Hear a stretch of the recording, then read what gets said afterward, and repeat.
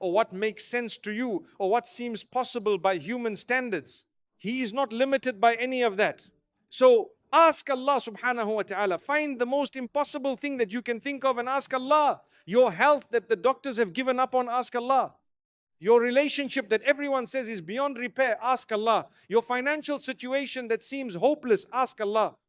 Your child who has gone astray, your family member who has moved away from the deen, your situation that has been dragging on for years with no solution in sight, ask Allah. Because Allah subhanahu wa ta'ala is Al-Malik, He is the king. And not in the way that the kings of this world are kings. The throne that is described in the Quran as being greater than the heavens and the earth and everything in them, the throne that the greatest of the angels struggle to carry, that throne belongs to Allah. And He is its Rabb, He is its Lord. He is the one who has authority over it and over everything beneath it. As for this world and everything in it, it belongs to Allah, not to the leaders, not to the politicians, not to the presidents and the prime ministers and the kings and the queens who walk around as though they are in control, as though they decide what happens, as though they hold power. They hold nothing. They are playing games. All of them, the powerful ones, the influential ones, the ones with armies and weapons and economic might, all of them are like spiders building webs. They build and they build, they plot and they scheme, they compete with each other and fight each other and try to tear each other down. And all it takes is one person to walk through with a broom and all the spiders and all their webs end up in the garbage. That is the reality of worldly power. That is the reality of the kings and the rulers of this world.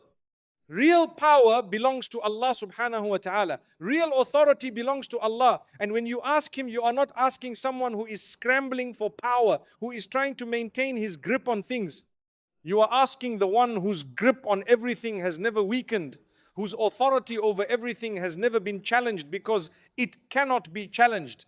It simply cannot be. He is Al-Qahar. He is the subduer. He subdues all things. Everything is under His control. Everything. So ask Allah subhanahu wa ta'ala. Ask Him for peace. Ask Him for harmony. Ask Him for justice in this world, because we are living in a world that is desperately lacking in justice. Ask Him for compassion to return to the hearts of people, because compassion has become a rare commodity. Ask Him for the destruction of oppressors, every oppressor in every land who is causing suffering to innocent people. Ask Allah subhanahu wa ta'ala to relieve the suffering of those who are suffering wherever they are, whoever they are. Ask Him with sincerity. Ask Him with urgency. Ask Him as though you genuinely believe He can change things, because He can. He can. And ask Allah subhanahu wa ta'ala to have mercy on us, on our hearts, because our hearts have become hard like rocks. And this is something we need to acknowledge honestly. Our hearts have become hard. The tears don't come the way they should. We see things that should shake us to our core and we feel nothing. And that is a problem. That is a serious problem.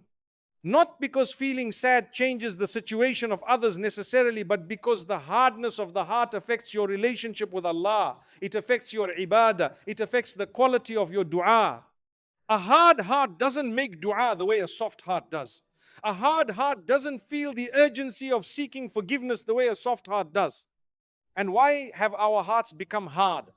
Part of it, a significant part of it, is what we are exposing ourselves to every single day. Social media has become a constant, relentless stream of negativity, violence, tragedy, injustice, suffering, conflict, disaster. It comes at us from every direction, every hour of every day. And in the beginning, when you first started seeing these things, you felt something. Your heart responded. You felt pain, you felt grief, you felt anger at injustice. But exposure after exposure after exposure, day after day, week after week, month after month, the heart begins to shut down. It cannot continue to process that level of pain and grief indefinitely. And so it becomes numb, and then it becomes hard. And then we sit watching things that would have horrified our ancestors, things that would have had them weeping and begging Allah for relief, and we feel nothing. We scroll past, we move on. We go back to our own lives.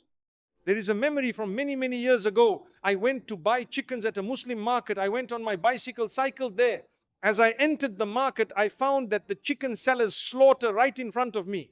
and all the innards, all the internal organs that are removed, they throw it all in a heap in the middle of the market.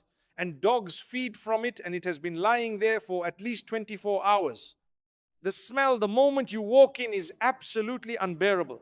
Decomposing raw chicken innards. There is very little in this world that smells worse than that. And the reaction upon entering was to nearly throw up, with the greatest difficulty, staying only as long as it took to get the chicken, and then leaving immediately, taking a deep breath of fresh air outside, and then looking back and noticing something. The chicken sellers, they were sitting there completely normally. Somebody was working, somebody was drinking tea, somebody was eating pan, they were chatting and laughing.